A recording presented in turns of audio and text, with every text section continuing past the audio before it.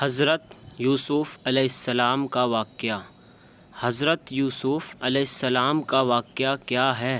Number 1، حضرت یوسف علیہ السلام کون تھے؟ حضرت یوسف علیہ السلام کے پیغمبر حضرت یعقوب علیہ السلام کے سب سے چہیتے بیٹے اور حضرت ابراہیم علیہ السلام کے پڑپوتے ہیں۔ حضرت یوسف کو شرف حاصل ہے کہ وہ خود نبی، ان کے والد نبی، ان کے دادا نبی اور پردادا حضرت ابراہیم ابو الانبیاء نبیوں کے باپ ہیں۔ قرآن میں حضرت یوسف کے واقعے کو بیان کرنے کے لیے ایک سورہ یوسف بھی موجود ہے، جس میں دنیا کے لیے درس اور عبرت ہے۔ نمبر 2، حضرت یوسف علیہ السلام کے کتنے بھائی تھے؟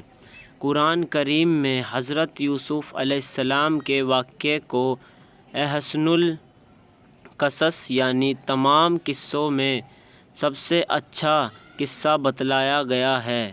آپ اللہ کے نبی حضرت یعقوب علیہ السلام کے سب سے چہیتے بیٹے تھے۔ آپ کے کل 11 بھائی تھے، جس میں ایک سگا بھائی اور باقی سبھی سوتیلے بھائی تھے۔ اللہ نے آپ کو خوابوں کی تعبیر کا علم عطا فرمایا تھا۔ جب آپ چھوٹے تھے تو آپ نے ایک خواب دیکھا کہ 11 ستارے اور چاند اور سورج آپ کو سجدہ کر رہے ہیں۔ جسے آپ نے اپنے والد محترم کو بتلایا تو انہوں نے انہیں اس خواب کو بھائیوں سے بتلانے سے منع کر دیا۔ جب یہ بات بھائیوں کو معلوم ہوئی اور جب انہوں نے دیکھا کہ یوسف علیہ السلام کو ان کے والد بہت چاہتے ہیں، تو انہوں نے یوسف علیہ السلام کو مارنے کی غرض سے جنگل لے گئے اور ایک گہرے کنویں میں پھینک دیا، اور یوسف علیہ السلام کے سگے بھائی کو بھی ڈرایا کہ اگر انہوں نے والد کو بتلایا تو وہ اسے بھی مار دیں گے۔ ان بھائیوں نے یوسف علیہ السلام کے کرتے میں بکری کا خون لگا کر اپنے والد کو بتلایا کہ ایک بھیڑیے نے انہیں مار کر جنگل میں لے گیا۔